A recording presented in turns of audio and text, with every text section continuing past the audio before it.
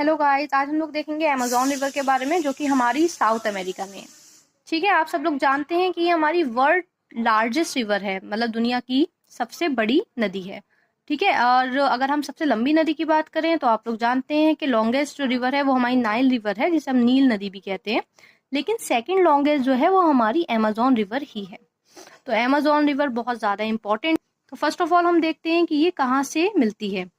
तो जो हमारा साउथ अमेरिका है, इसमें जो पेरू है और ये चिली है, यहाँ पे एक पर्वत श्रृंखला है जिसे हम कहते हैं एंडीज पर्वत श्रृंखला। यहाँ ढेर सारे माउंटेन हैं।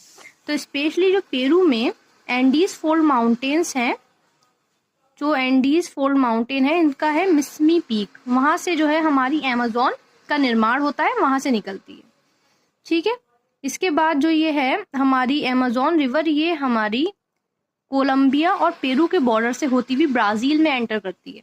और इसका सबसे ज्यादा इम्पोर्टेंट जो पार्ट है, मतलब पूरा ही पार्ट लगभग, ये हमारा ब्राजील में ही है, अमेज़न रिवर का पार्ट।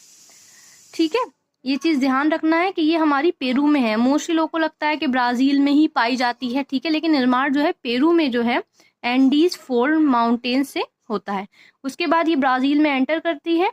ब्राजील में एंटर करने के बाद अमेज़न रेन फॉरेस्ट से होते हुए ये डेल्टा के द्वारा, ये देखें, डेल्टा के द्वारा अटलांटिक महासागर में गिर जाती है, अटलांटिक महासागर में चली जाती है।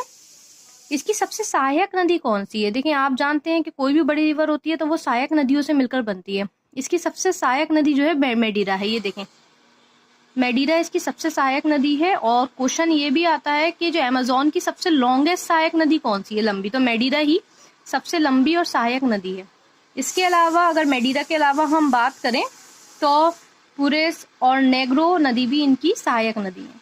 तो इसको ध्यान रखना है। जो हमारी अमेज़न रिवर है, इसका जो निर्माण है पेरू में होता है, एंडीज फोल्ड माउंटेन के मिस्मी पीक के पास से होता है। ठीक है, इसके अलावा ये जो हमारी नदी है, इसका ज्यादातर पार्ट कहाँ है? ब्राजील में अमेज़न फॉरेस्ट में है।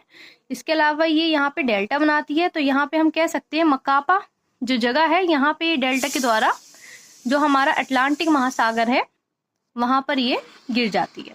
ठीक है, आप लोग इस चीज का ध्यान रखिएगा, ये बहुत इंपॉर्टेंट क्वेश्चन है।